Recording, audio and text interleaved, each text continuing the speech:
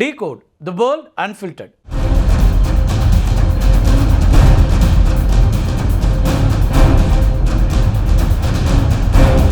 Israel Hamas போர் நிறுத்த ஒப்பந்தம் அமலுக்கு வந்ததை தொடர்ந்து சண்டையால் இடம்பெயர்ந்த பல்லாயிரக்கணக்கான பாலஸ்தீனியர்கள் காசா நகரத்தை நோக்கி நகர தொடங்கி இருக்கிறாங்க.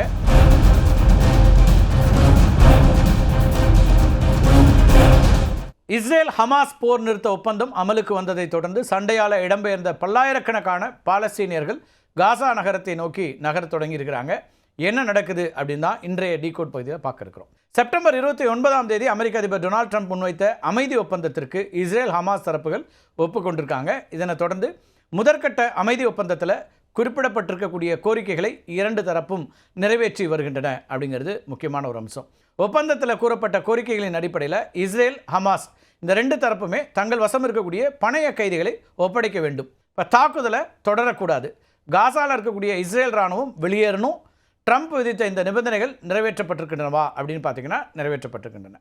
இதை அடுத்து தான் ஆயிரக்கணக்கான மக்கள் காசா பகுதிக்கு ஊர்வலமாக சென்ற காட்சிகள்லாம் இப்போ நம்ம வெளியாகி கொண்டிருப்பதை பார்க்குறோம்.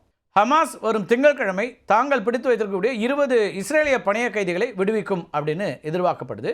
அதுக்கு பிறகு இஸ்ரேலிய சிறைகளில் நீண்டகால தண்டனை அனுபவிக்கக்கூடிய 250 பாலஸ்தீனியர்களையும் போர் நேரத்தில் பிடித்து வைக்கப்பட்டிருக்கக்கூடிய 1700க்கும் மேற்பட்ட பாலஸ்தீனியர்களையும் இஸ்ரேல் விடுவிக்கும் அப்படின்னு எதிர்பார்க்கப்படுது. போர் நிறுத்தம் நடைமுறைக்கு வந்த பிறகு இஸ்ரேலிய படைகள் ஒப்புக்கொள்ளப்பட்ட எல்லை கோட்டிற்கு சென்றதுனால காசா மக்கள் அல் ரஷீத் அது மட்டும் இல்லாமல் சலா அல் தின் இந்த சாலைகள் வழியாக வடக்கு நோக்கி திரும்புறதுக்கு அனுமதிக்கப்பட்டிருக்கிறாங்க.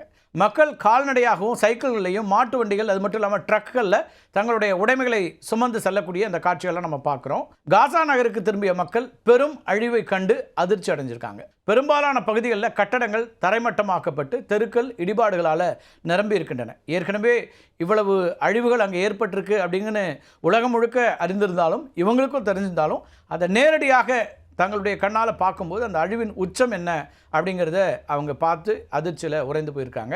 சில பகுதிகள் சி ஆஃப் ரபிள் போல காட்சியளிப்பதாக மக்கள் தெரிவிக்கிறாங்க. பலர் தங்கள் வீடுகள் முற்றிலுமாக அழிக்கப்பட்டு விட்டதை கண்டு அதிர்ச்சிக்குள்ளாகியிருக்காங்க. வீடுகள் இல்லாவிட்டாலும் எங்கள் வீடுகள் இருந்த இடத்திற்கு திரும்பியதே மகிழ்ச்சி தான் அப்படின்னு பரிதாபமாக சொல்லக்கூடியதையும் நம்ம பார்க்குறோம். சிலர் இடுபாடுகளுக்கு மேலே தற்காலிக கூடாரங்களை அமைச்சு தங்குவதற்காக தயாராகிட்டு இருக்கிறாங்க. காசா பகுதியில் பொறுத்த வரைக்கும் போர்னால மிகவும் பாதிக்கப்பட்ட ஒரு சூழல் இருக்குது. ஐநா மற்றும் பிற மனிதாபிமான அமைப்புகள் வீடு திரும்பக்கூடிய மக்களுக்கு உணவு, மருத்துவ பொருட்கள் அது மட்டும் இல்லாமல் அத்தியாவசிய உதவிகளை வழங்குவதற்கான நடவடிக்கைகளை முடுக்கிவிட்டிருக்காங்க. காசா மீதான 2 ஆண்டு கால போர் அப்படிங்கிறது அந்த பகுதியை முற்றிலுமாக உருக்குலைச்சிச்சு அப்படின்னு தான் சொல்லணும். அதனுடைய மறுகட்டமைப்புங்கிறது ஒரு மிகப்பெரிய சவாலாக இருக்கலாம் அப்படிங்கிறதுல எந்த மாற்று கருத்தும் இல்லை. 2 வருட போரில் காசாவுடைய 80% அதிகமான கட்டடங்கள் சேதமடைஞ்சிருக்கின்றன, இல்லைனா அழிக்கப்பட்டிருக்கின்றன. போர்னால் உருவான 50 மில்லியன் டன் இடிபாடுகளை அகற்றுவதற்கு மட்டுமே சுமார் 10 ஆண்டுகள் ஆகலாம் அப்படின்னு கணக்கிடப்படுது. இதற்கான செலவு மட்டும் $1.2 ட்ரில்லியன் வரைக்கும் இருக்கும்னு ஐநா மதிப்பிடுது. இந்திய ரூபாயில் பார்த்தோன்னா 106.46 லட்சம் கோடி ரூபாய்.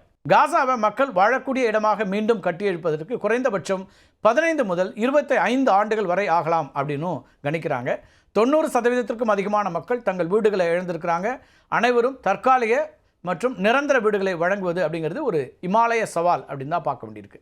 காசாவில் இருக்கக்கூடிய பெரும்பாலான மக்கள் கடுமையான உணவு பற்றாக்குறையை எதிர்கொள்ள வேண்டிய ஒரு சூழலில் இருக்கிறாங்க.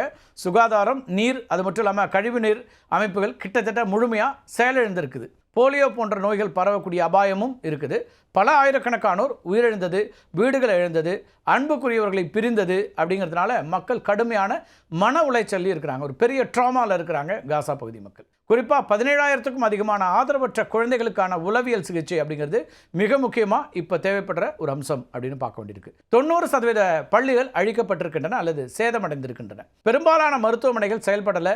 கல்வி மற்றும் சுகாதார அமைப்புகள் மீண்டும் நிறுவுவது அப்படிங்கிறது மிகப்பெரிய ஒரு சவாலான பணியாக பார்க்கப்படுது. காசா மக்களுக்கு அரசியல் மற்றும் நிர்வாக சவால்களும் காத்திருக்கின்றன அப்படின்னு பார்க்குறோம். அப்படி என்னெல்லாம் இருக்குது அப்படின்னு பார்த்தீங்கன்னா, ஹமாஸ் ஆயுத குழுவை நீக்கிய பிறகு காசாவை யார் நிர்வகிப்பது அப்படிங்கிறது ஒரு முக்கியமான விவாத பொருளாக இருக்கிறது. அமெரிக்காவுடைய திட்டம் அப்படிங்கிறது பாலஸ்தீன தொழில்நுட்ப வல்லுநர்களை கொண்ட இடைக்கால அரசை முன்மொழிந்திருந்தாலும் இஸ்ரேல் மற்றும் பாலஸ்தீன அதிகார சபை இடையே இருக்கக்கூடிய பிளவுகள் ஒருமித்த கருத்தை ஏற்றதில் ஒரு பெரிய சிக்கலை உண்டாக்கியிருக்குது. ஒருமித்த கருத்து அவ்வளவு எளிதானதாக இல்லை. போர் நிறுத்தம் எவ்வளவு காலத்திற்கு நீடிக்கும் அப்படிங்கிறதுலேயும் ஒரு நிச்சயமற்ற தன்மை நீடிக்குது. ஹமாஸினுடைய ஆயுத குறைப்பு மற்றும் இஸ்ரேலிய படைகளுடைய முழுமையான வாபஸ் போன்ற சர்ச்சைக்குரிய அம்சங்கள் அடுத்த கட்ட பேச்சுவார்த்தையின் மூலம்தான் தீர்க்கப்பட வேண்டும் அப்படிங்கிற ஒரு நிலை இருக்கு. மறுகட்டமைப்பு முயற்சிகளை கண்காணிக்கவும் பாதுகாப்பை உறுதிப்படுத்தவும் ஒரு சர்வதேச படையை அல்லது அமைதியை மேற்பார்வையிடக்கூடிய வகையில் பிரிட்டனுடைய முன்னாள் பிரதமர் டோனி பிளேயர் தலைமையிலான போர்ட் ஆஃப் பீஸ் அமைப்பது குறித்து ட்ரம்ப் திட்டத்தில் பேசப்பட்டிருந்தாலும் அதனுடைய அதிகாரம் மற்றும் செயல்பாடு இன்னும் தெளிவாக வரையறுக்கப்படவில்லை. காசாவுடைய மறுகட்டமைப்பு மற்றும் மறுசீரமைப்புக்கு $53 பில்லியன் தேவைப்படும் அப்படின்னு உலக வங்கியும் ஐநாவும் மதிப்பிட்டிருக்காங்க. இந்த நிதியை திரட்டுவதுங்கிறதும் ஒரு பெரிய சவாலாக பார்க்கப்படுது.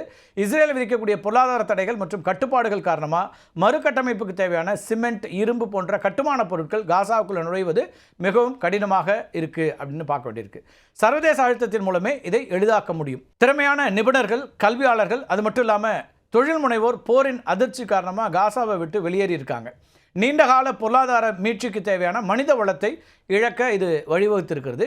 காசாவுடைய விவசாய நிலத்தில் 98.5% அழிந்து விட்டதாகவும் நிலத்தின் செழுமையை திரும்ப பெறணும்னா 25 ஆண்டுகள் ஆகலாம் அப்படின்னும் மதிப்பிடப்படுது. இது நீண்டகால உணவு பாதுகாப்புக்கு அச்சுறுத்தலாக இருக்கக்கூடிய இன்னொரு அம்சம். இத்தனை சவால்களை சமாளிக்க வேண்டிய கட்டாயத்தில் இருக்கக்கூடிய மக்கள் எப்போது நிம்மதி திரும்பும் அப்படின்னு காத்திருக்க தொடங்கியிருக்கிறாங்க. ஆனால் குறைந்தபட்சம் போர் நின்றிருக்கிறது, யுத்தம் நின்றிருக்கிறது, சண்டை இல்லை, உயிரிழப்புகள் இல்லை, மக்களுக்கு ஏற்பட்டிருக்கக்கூடிய உடைமைகள் இழப்புங்கிறது இனிமேல் இருக்காது அப்படிங்கிற ஒரு எண்ணம் திரும்பி இருக்கிறது. பலரும் மகிழ்ச்சியில் இருக்கிறாங்க. எல்லாவற்றையும் இழந்த பிறகும் இங்கே போர் இல்லை என்பது மட்டுமே அவர்களுக்கான நிம்மதி அப்படிங்கிறதா இருக்குது. ஆனால் இப்போ மீண்டும் மீட்டுருவாக்குறது இருக்கு இல்லையா, ஒரு யுத்தத்தில் அழிவை உடனடியாக ஒரு நாளில் அல்லது ஒரு மாதத்தில் உருவாக்கிட முடியும். ஆனால் மீண்டும் அதை கட்டி எழுப்புவதற்கு பல ஆண்டுகள் தேவை அப்படிங்கிறதான் ஒரு போருடைய, ஒரு யுத்தத்தினுடைய மிகப்பெரிய மோசமான விளைவு அப்படிங்கிறத மனித சமூகம் தொடர்ச்சியாக பார்த்து கொண்டே இருக்கிறது. ஆனாலும் இப்போதும் யுத்தத்தை தொடரக்கூடிய நாடுகள் இருந்து கொண்டு தான் இருக்கின்றன. இங்கே நடந்திருக்கக்கூடிய இந்த காசா மக்களுடைய அழிவு என்பது, காசாவில் ஏற்பட்டிருக்கக்கூடிய அழிவு என்பது மற்ற நாடுகளுக்கும் ஒரு பாடமாக இருக்கிறது அப்படின்னு தான் மனித உரிமை ஆர்வலர்கள் பார்க்குறாங்க. மீண்டும் ஒரு காணொலியை சந்திக்கலாம் நண்பர்களே. நன்றி, வணக்கம்.